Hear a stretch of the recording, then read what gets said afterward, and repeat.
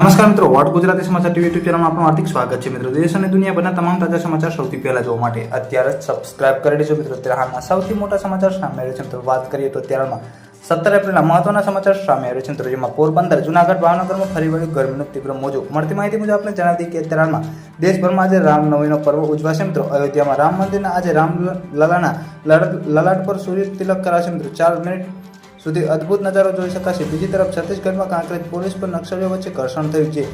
Police ભરતી કાર્યવાહીમાં 18 નક્સલીઓને ઠાર કર્યા છે. મિત્રો, ઘર્ષણમાં BSF ઇન્સ્પેક્ટર સહિત 2 જવાનો ઘાયલ થયા છે. ત્યારે ગત માહિતી મુજબ આપણે જણાવી દઈએ કે UPSCના પરીક્ષામાં ગુજરાત 25 ઉમેદવાર સફળતા મેળવી છે. મળતી માહિતી મુજબ આપણે પણ જણાવી દઈએ કે પ્રથમ 100માંથી 3 ગુજરાતી વિદ્યાર્થી છે. મિત્રો, તો કોડીનારની ખેડૂત દીકરીએ પણ સિદ્ધિ મેળવી છે. સૌરાષ્ટ્રમાં અને કચ્છમાં આગામી હીટવેવની આગાહી છે.